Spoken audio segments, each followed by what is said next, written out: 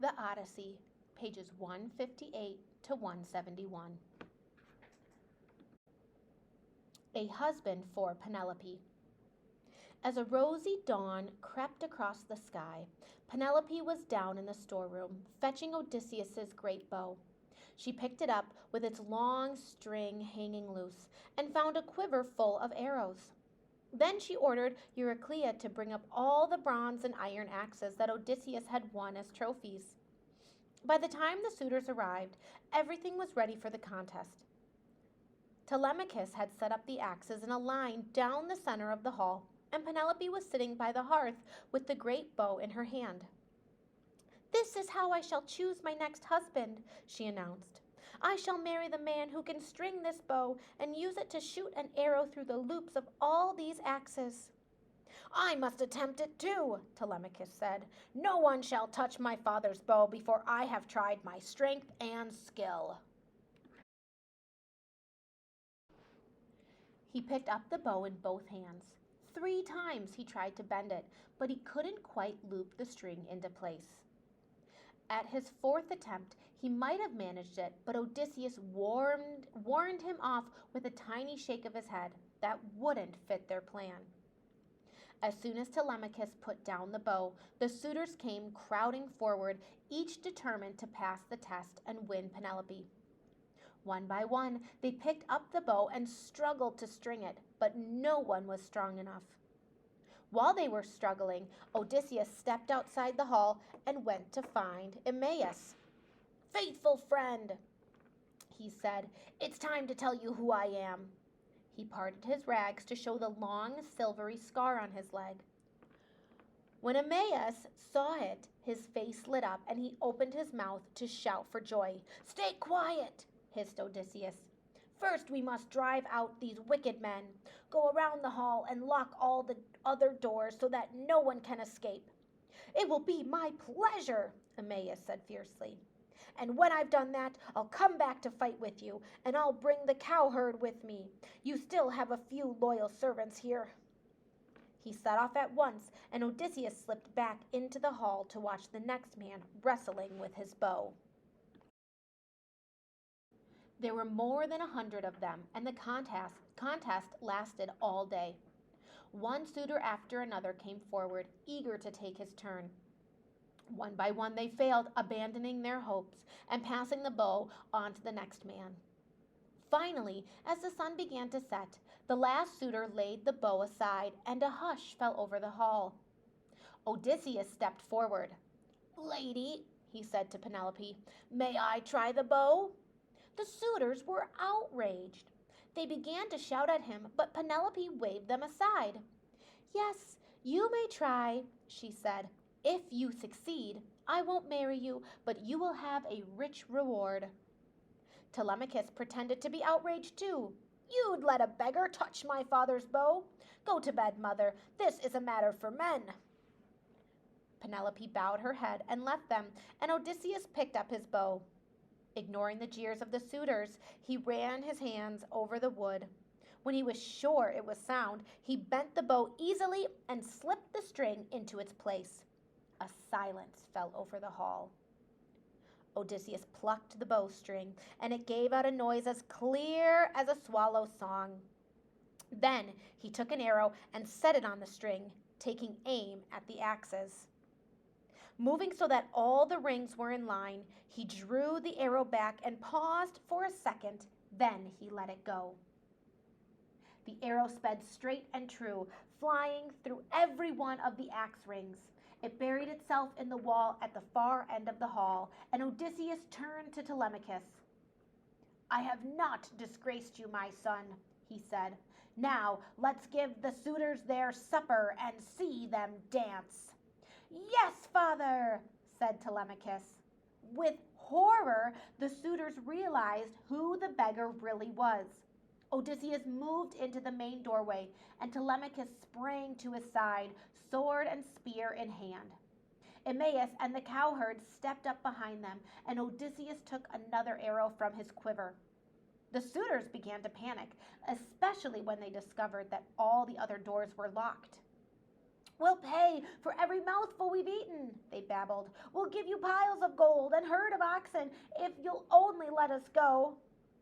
"Gold and oxen can't pay for what you've done," Odysseus said fiercely. "What I want is justice. You've dishonored my house and almost ruined Ithaca with your greed.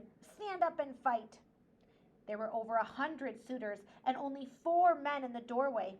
But the suitors knew Odysseus's reputation. Their hands trembled as they drew their swords, and then the battle began.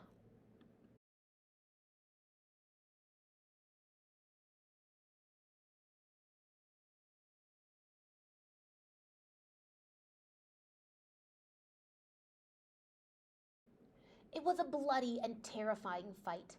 Odysseus allowed a few of the men to escape with their lives, but the others had to pay for their crimes. By the time the battle was over, almost all the suitors were dead. Odysseus gave orders for the bodies to be removed. Then he had the hall cleaned and purified it with fire and sulfur. When everything was as it used to be, he sent Euryclea upstairs to announce that he was home. The old nurse ran to Penelope's room and leaned over her bed. "Wake up," she said. "Your prayers have been answered. Odysseus is here." Penelope lifted her head from the pillow.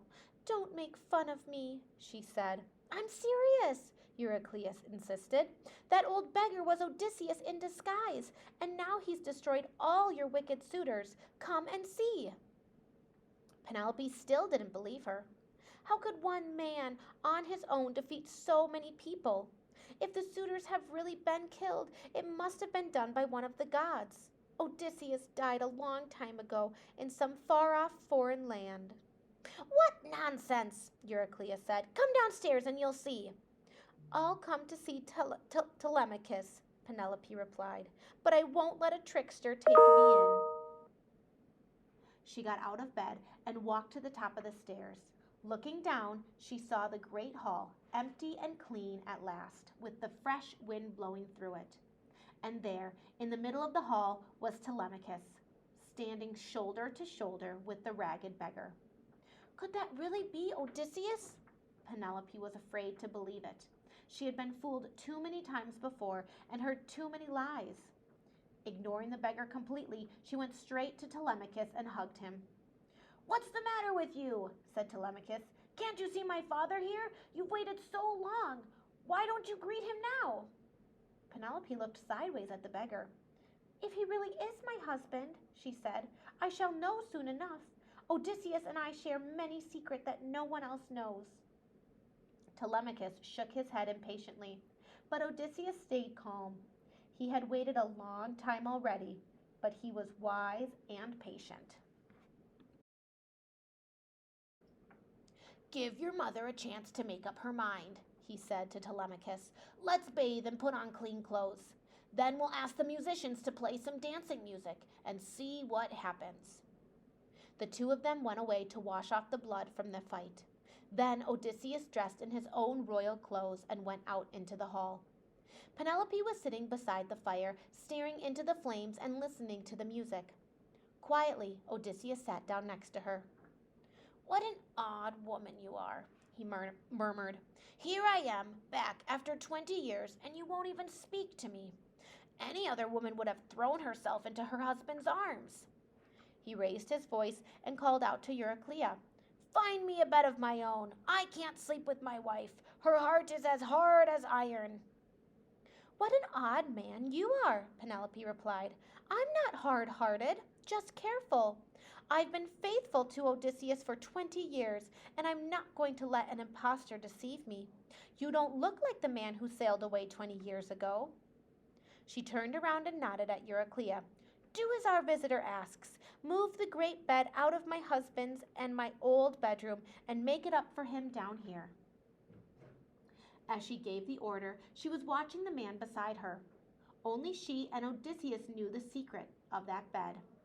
If this stranger stayed silent now, he was certainly not her husband. But he didn't stay silent. As soon as she finished speaking, Odysseus jumped up, roaring with anger.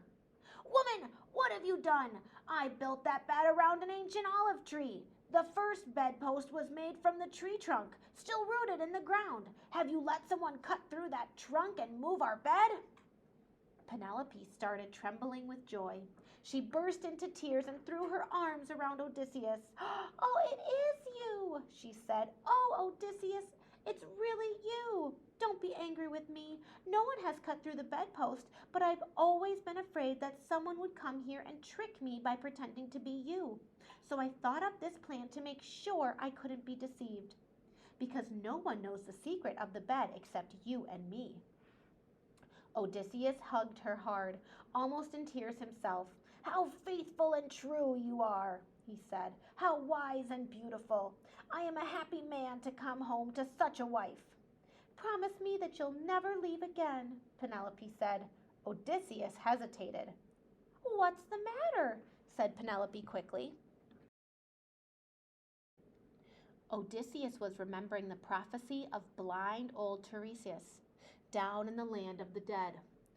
"If you want to be free of Poseidon's curse, you must make another journey. Travel inland with an oar over your shoulder until you are far away from the sea.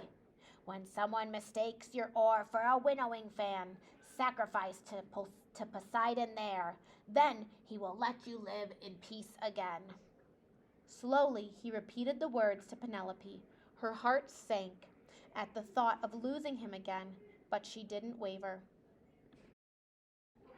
"We can't live peacefully," she said, "while one of the gods is your enemy. If that is the price of a happy old age, then you must make that journey." Odysseus hugged her again, knowing now that there would be a peaceful end to all his travels.